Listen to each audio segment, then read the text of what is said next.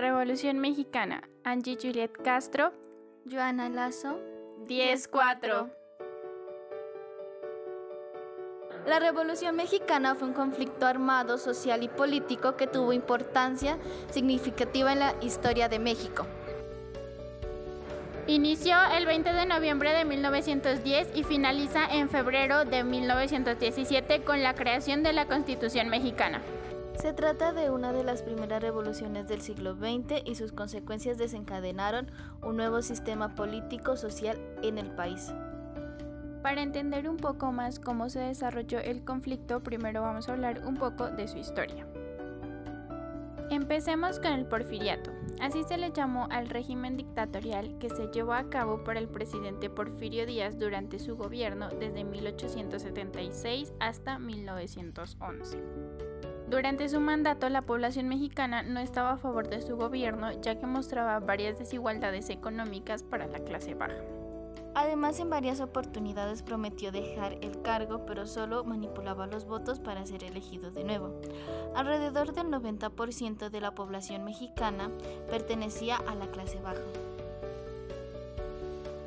En aquel entonces se prefería el capital extranjero antes que el nacional. Los extranjeros pasaron a ser dueños de las tierras y los mexicanos trabajaban para ellos durante jornadas largas y salarios mínimos.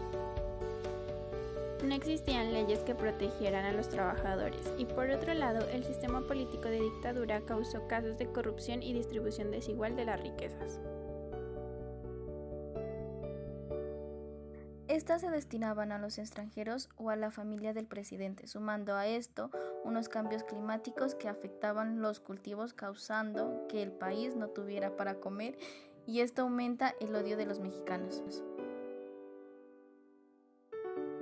En 1908, Porfirio Díaz declaró que el pueblo debería buscar su reemplazo. Esto fue suficiente para que Francisco Ignacio Madero se postulara para el cargo, y en 1910 fue elegido como candidato.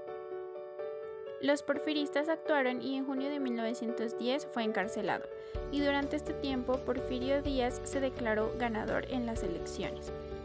En octubre de 1910, Madero salió de la cárcel y se mudó a los Estados Unidos, donde declaró el Plan San Luis Potosí.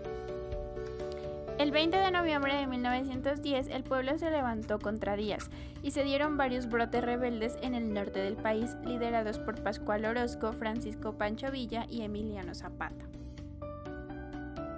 A principios de 1911, Madero cruzó la frontera para ponerse al frente de la revolución. Ante esto, Porfirio fue consciente de que su poder estaba cayendo. Por lo tanto, en mayo de 1911, Díaz y Madero firmaron los tratados de paz conocidos como Tratados de Ciudad Juárez. En el mismo año, Díaz renunció al poder y se fue al exilio, muriendo en Francia en 1915. El 7 de junio de 1911, Madero hizo una entrada triunfal a la Ciudad de México, dando así fin al porfiriato.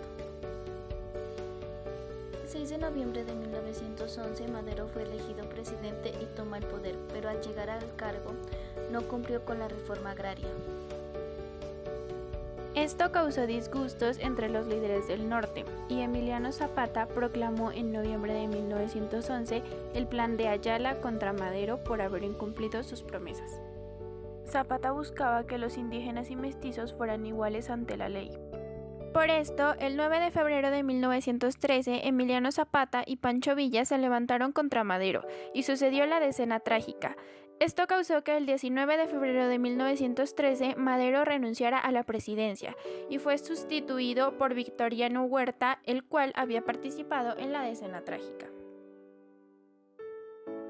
El 22 de febrero de 1913, Francisco Madero y su vicepresidente José María Pinos fueron ejecutados, pero el gobierno de Huerta resultó ser una restauración del porfiriato. Se formó una movilización contra Huerta, dirigida por Venustiano Carranza, y a él se le unieron Pancho Villa y Emiliano Zapata, y se formó un ejército constitucional bajo el Pacto de Torreón. En junio de 1914, finalmente, Huerta renunció a la presidencia y huyó del país.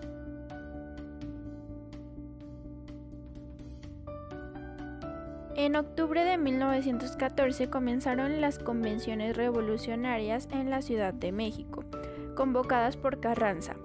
A esta convención asistió Álvaro Obregón, quien también había luchado en contra del gobierno de Huerta.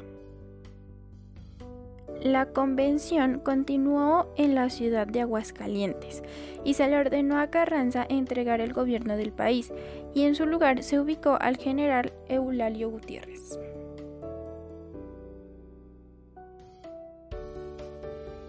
En enero de 1915, Carranza estableció su propio gobierno en el estado de Veracruz y allí ordenó que se le restituyeran las tierras a los campesinos.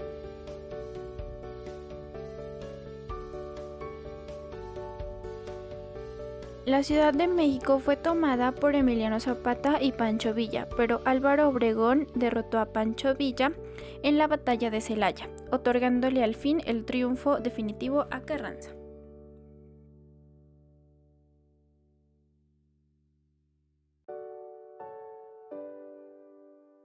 En diciembre de 1916, Carranza inició las sesiones del Congreso Constituyente en la ciudad de Querétaro, y el 5 de febrero de 1917 se establece la Constitución mexicana. En esta, el país se divide en 27 estados, un distrito federal y 3 territorios. La Constitución brindó al país una nueva estructura política, económica y social, y el poder se dividió en ejecutivo, legislativo y judicial.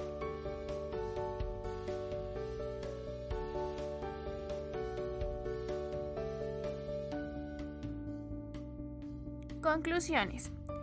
Gracias a la Revolución y a la Constitución mexicana, se le concedió al Estado el derecho de expropiar tierras para utilizarlas en beneficio público.